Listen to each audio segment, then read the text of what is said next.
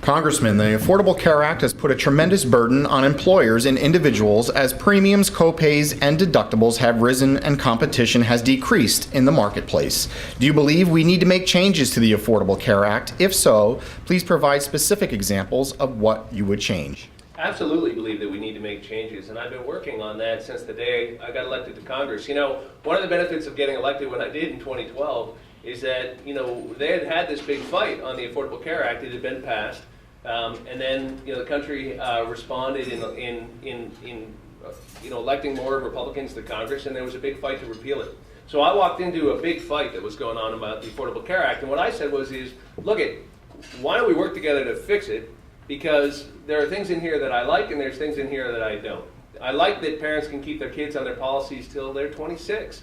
I mean, I hear from middle-class families all the time that one thing is a big help, particularly with kids who have a lot of student loan debt and they have trouble getting out of the house and starting their own households. You know, it's a big help keeping your kid on your policy till 26. I like that.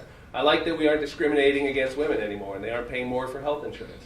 I like that we have the lowest all-time uninsured rate in this country. That means there are millions of families, 28,000 right here in the Hudson Valley, who have health insurance who have never had it before.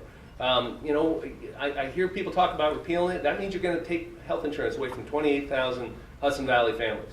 I think we can move forward and fix what's broken. What am I talking about? Well, I wrote a bill that will let moms and dads who are running a small business be a small group again. That got changed under the Affordable Care Act. I didn't think that made any sense. So I got a bill called the Mom and Pop Shop Act that will flip that back the way it used to be. I thought that's a dumb a change that we can correct. But there's more things. I've repeatedly questioned the employee thresholds, the numbers, and the hours. I think we don't know whether that's working the way it should unless we look at it and let the evidence be our guide and talk to one another and fix what's broken. I do think it's very important that everybody get covered. And so we got to make sure that everybody take responsibility for themselves and we have everybody in the same insurance pool. And when you have everybody in the same pool, you can price that product right and people can get good coverage at an affordable rate. So I want to keep working on solutions. I don't want to go back and have some big fight again. I don't believe in these efforts to keep trying to repeal it 60 times. And that's what I'm doing in Congress. Congressman, there's been discussion that regionalizing government services and economic development plans beyond county boundaries is the best way to continue to revitalize the Hudson Valley economy. Would you as Congressman be the conduit for regional initiatives, fostering dialogue and bringing the region together? I think that's a great question, and I do think there's a lot of benefits we can get in New York from consolidating some government services. We have the highest property tax rates of most of the states. We have 4,600 taxing jurisdictions in the state of New York. You all know this. You all deal with it. I pay them too. I think we can do better in the way we organize ourselves. When I was in the governor's office, we worked on an initiative called the Local Government Commission to try to do just that. I think there's a lot of benefits from that. I do think offices like mine can play a critical role. You know, I want to say, I do think people should know, particularly in the business community, that we're doing pretty good in the Hudson Valley. I mean, unemployment in Dutchess County is 4%. It's lower than that in a lot of the parts I represent. We have some of the best new incorporation rates, some of the best private investment rates.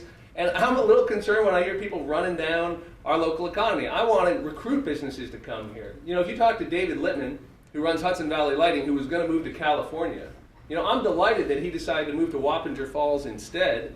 And part of it is that we're making investments in the airport here. We're making investments in the city of Poughkeepsie. We're working with local employers, listening to what they need to stay here, expand here, grow here, and it's happening. We have some of the best opportunities for small businesses, particularly small high-tech startups here in the Hudson Valley. It's one of the reasons I supported ending the regulations on small entrepreneurs who want to recruit, want to market and want to raise capital and move towards IPOs. I think we can build a whole new economy here in the Hudson Valley that is future-oriented, so our kids can stay here, and we can have these cities like Poughkeepsie and Newburgh be growth engines for the whole region. I do think part of it is thinking beyond historical borders and consolidating some of those costs and services so that we can get more for what we're paying. And I don't think government should stop reforming. We have got to do government smarter and leaner the way the private sector does. It should work more like the apps on your iPhone than the 19th century post office, and that's what I'm working on too. I think a congressman, it's the perfect role for a congressman because there's 4 counties in this district. So you would want to just not stick just as Dutchess County or Orange County or Putnam or Westchester, but kind of look at it regionally. You should always encourage consolidation and shared services, incentivize. You can't mandate it because there's lots of issues that go with that. Property taxes are a huge issue. You know, Sean mentioned it.